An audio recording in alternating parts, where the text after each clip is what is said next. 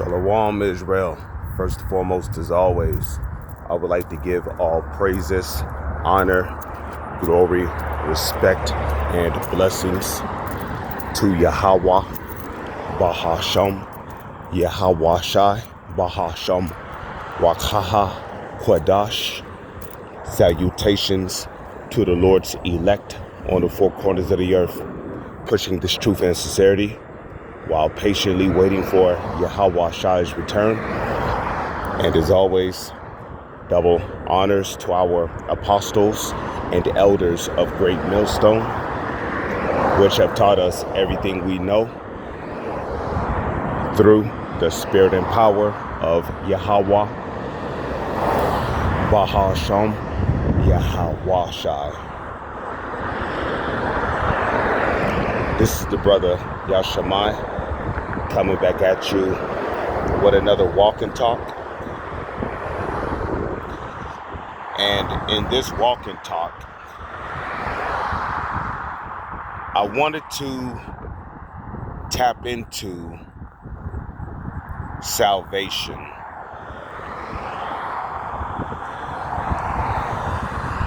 Because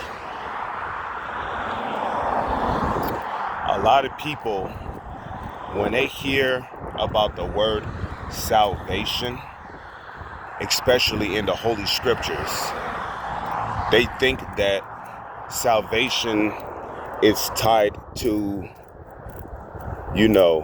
being saved or delivered from the coming catastrophe, in which, don't get me wrong, salvation is tied to being delivered, being saved from the coming catastrophic events.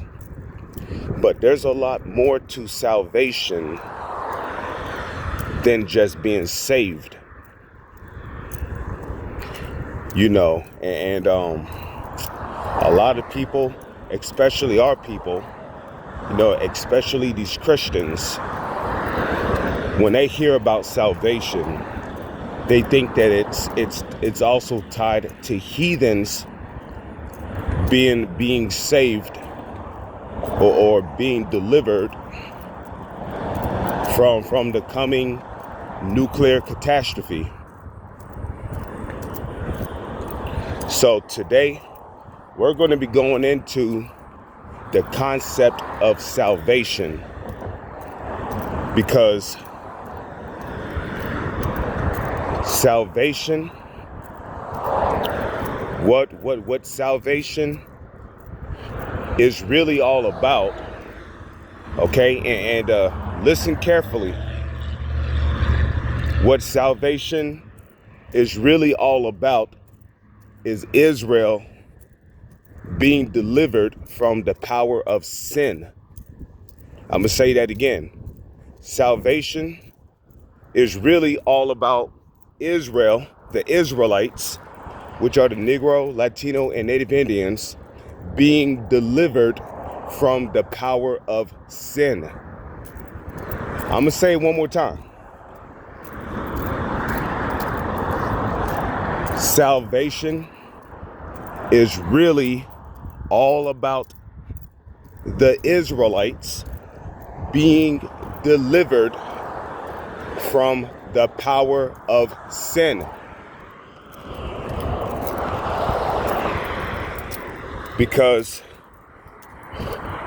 when you do your research on history, going all the way back to the Garden of Eden,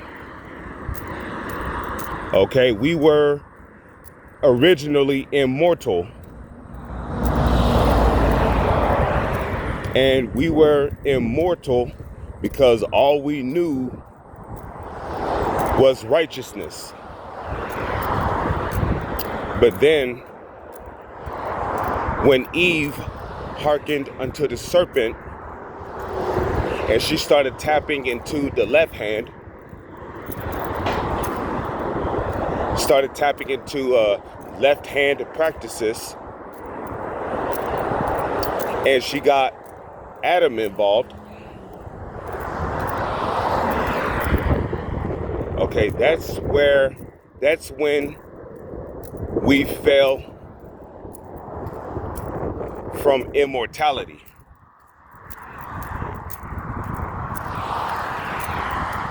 And ever since the fall of Adam,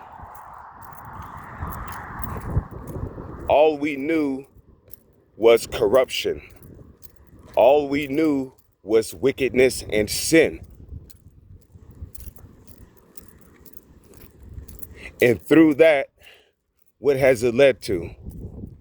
It has led to us being brutally judged by the Heavenly Father, being delivered into the hands of our enemies, being taken out of our homeland, being slaughtered, and then put into captivity under various kingdoms.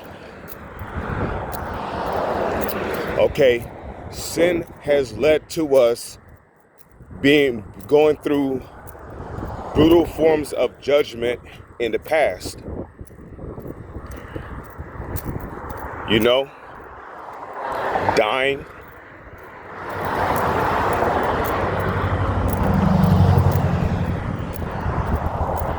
it has led to us,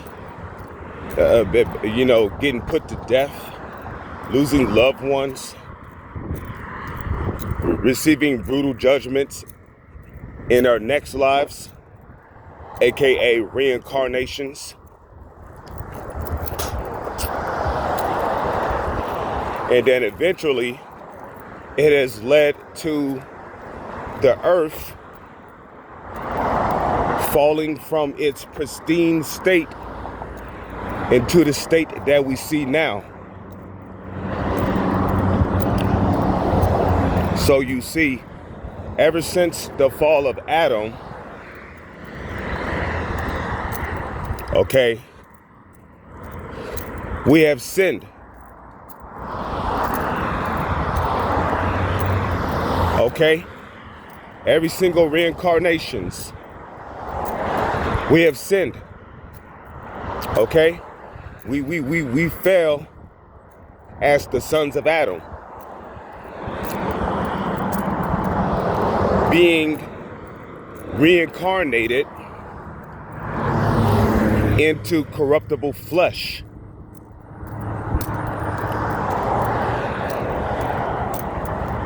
So,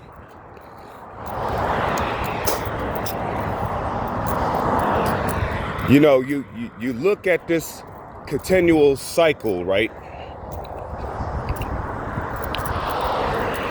Every time we've came back into reincarnation, in corruptible flesh, which inevitably led us to do what? It inevitably led us to sin. Okay? Now when you go to Jeremiah, I believe it's the 17th chapter, it tells you, because you see, when we speak about the flesh, we're not talking about our arms, our legs. We're not talking about our feet, our fingers, our hands, our nose. No. When we speak about the flesh, we're talking about the mind, the brain, which is where the spirit dwells at. So corruptible flesh is pertaining to the corruptible mind.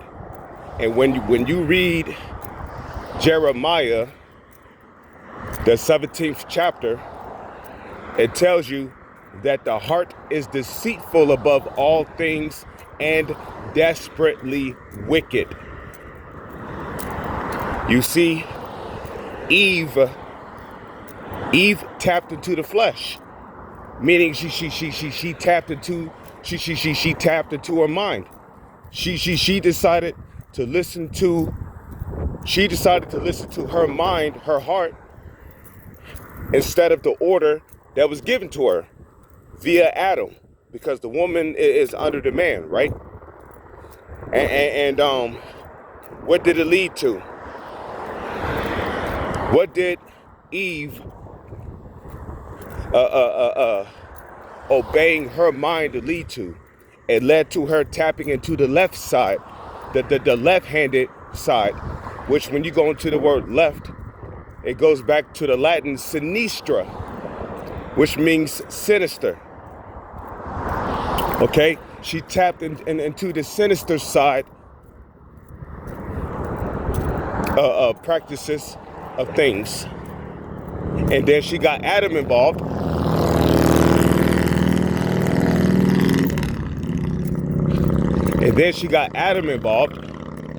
And what did it lead to? It led to their fall. It led to the fall of Adam and the fall of the sons of Adam, which is where you go to the book of Genesis. I believe it's the 6th chapter. It goes into the Nephilim, which when you go into that word Nephilim, it goes back to the Hebrew word Nepalium, which means fallen ones. And the reason why we, the sons of Adam, the sons of God, the reason why we are known as the fallen ones is because during the time of Adam,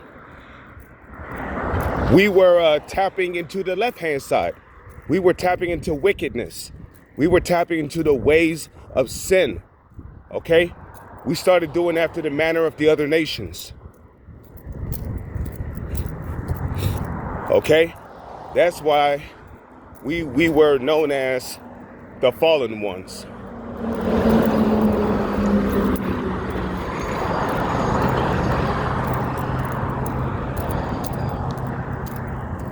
Okay? So, ever since the fall of Adam, man, every time we came back in the reincarnation, in what? In corruptible flesh. Okay? We were reincarnated back into the world inside of a body that has a corruptible mind. So the heart, which when you go to the word heart, it goes back to the Hebrew word lab, which means your mind. So the mind is deceitful above all things and desperately wicked. And this is why the Heavenly Father gave us the laws, statutes, and commandments, right? That first covenant. Okay? The Lord gave us the laws, statutes, and commandments to keep us from following our corruptible minds. Because your mind will tell you that it's okay to eat bear meat. But what did the Lord say in the book of Leviticus, the 11th chapter? Ye shall not eat any animals that have paws. Your mind will tell you that it's okay to get tattoos. But what did the Lord say in the book of Leviticus, the 19th chapter? Ye shall not make baldness upon thy head, neither shalt thou print any marks upon you. I am the Lord. Okay? Your mind will tell you that it's okay to commit adultery. You can have sex with that man's wife as long as her man don't find out about it. But what did the Lord say in the book of Leviticus, the 20th chapter? Okay? If a man, he that committeth adultery with his neighbor's wife, the adulterer and the adulteress shall be put to death. Okay? In Exodus, the 20th chapter, what did the Lord say? Ye shall not commit adultery.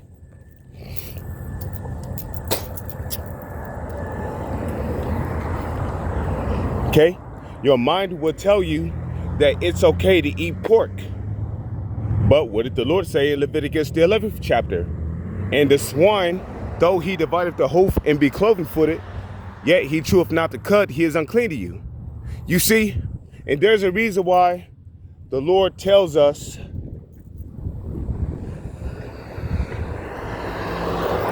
that there are certain things that we can do and cannot do.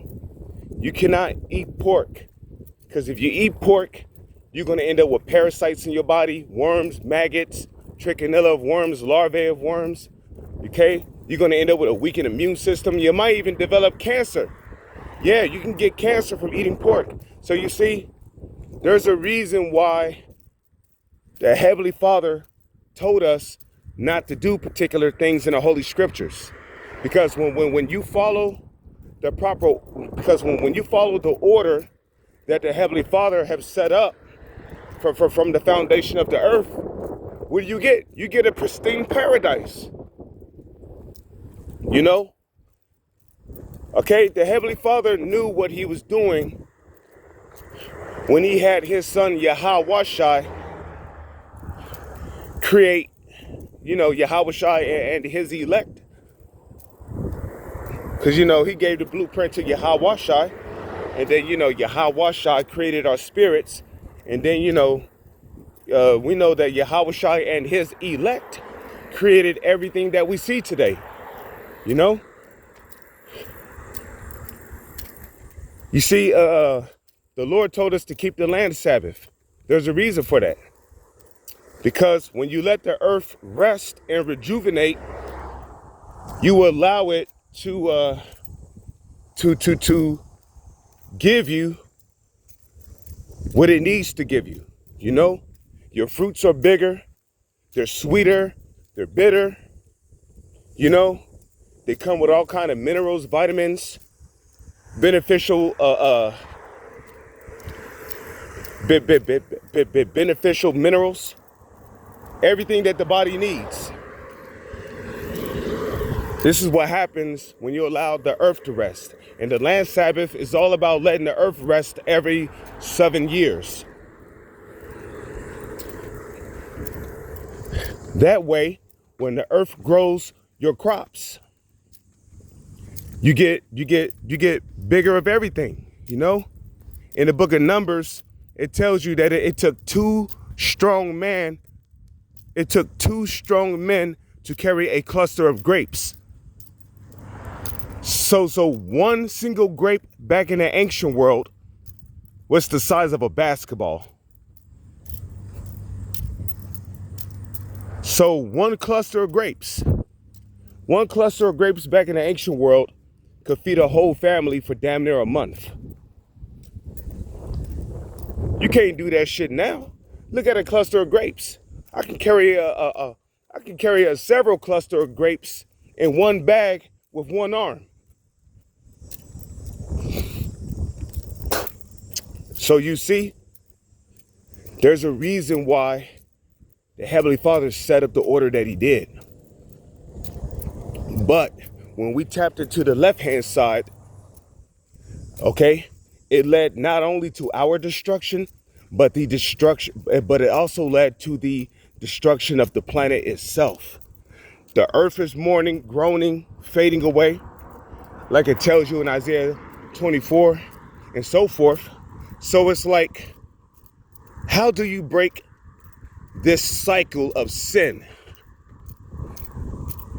Because no matter how many times we're reincarnated, we're always bound to be reincarnated in corruptible flesh, which will inevitably lead to sin and will always lead to us being destroyed as a nation of people. So how do we break that cycle? Well, that's where Yahweh comes in.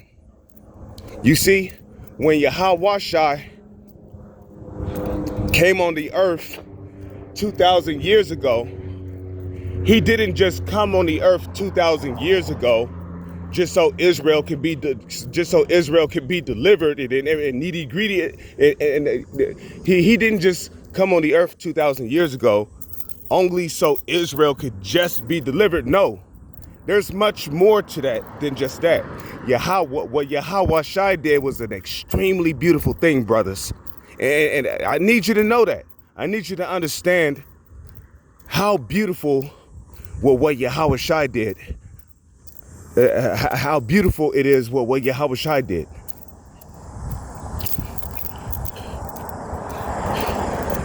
Because by Yahweh's blood being shed, by Yahweh going on that cross,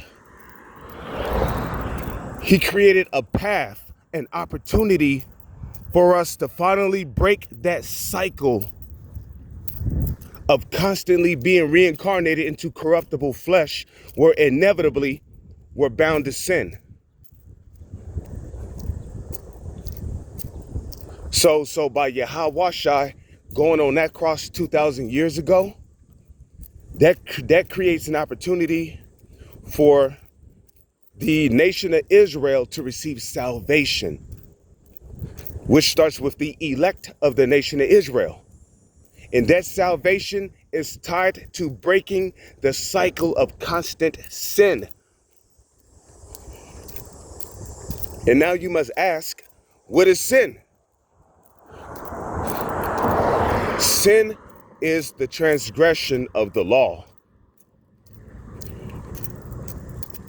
Okay, now who was the law, statutes, and commandments given to?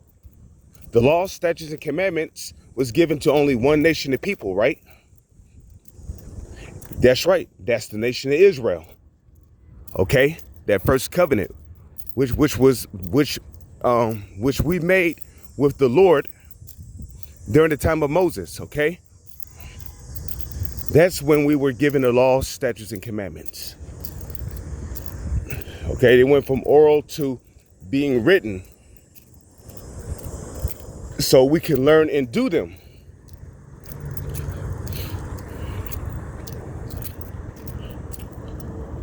So we know that sin, according to 1 John, the 3rd chapter, is transgression of the law.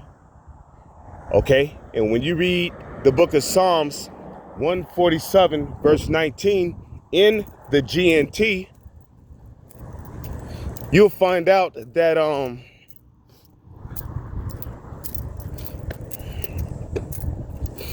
the Lord has only given his laws, statutes, and commandments to only one nation of people, and that's the Israelites.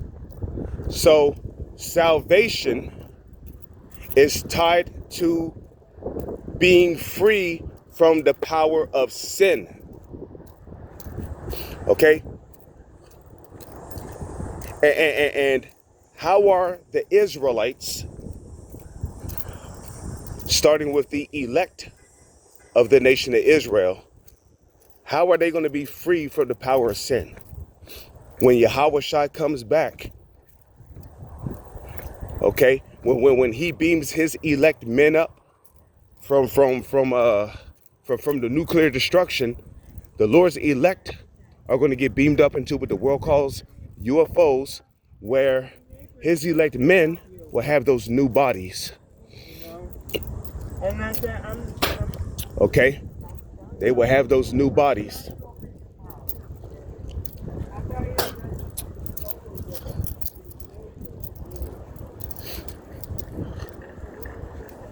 And within those new bodies, which will be on those chariots, what the world ignorantly calls UFOs, within those bodies, the Lord said that he's going to write his laws, statutes, and commandments within the minds of those new bodies, which will what? Lead to the Heavenly Father's people never sinning again. So you see, salvation is more than just being delivered from danger. It's more than just being delivered from the nuclear destruction. It's being delivered from the power of sin, which is how we fell from grace in the beginning, which when you go into that word Genesis, it means the beginning.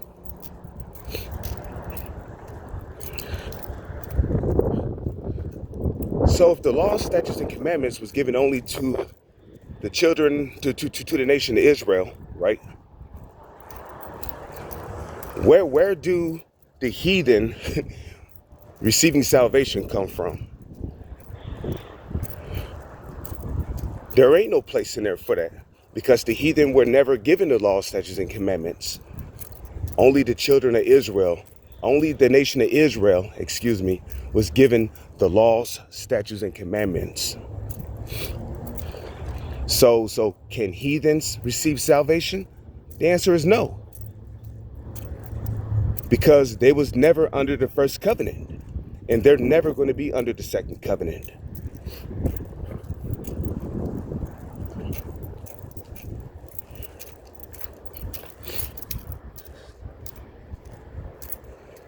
Okay.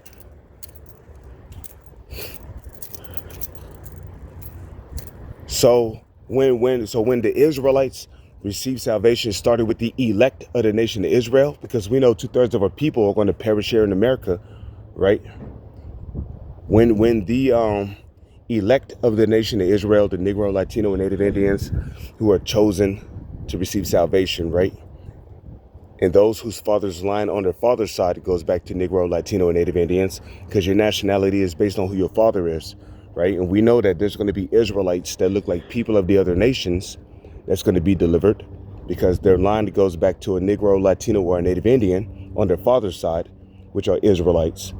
You know, when the elect receive those bodies, the laws, statutes, and commandments, which was given only to the Israelites, are going to be written into the minds of those new bodies, which means that the elect of the nation of Israel is never, which means the Israelites are never going to sin again.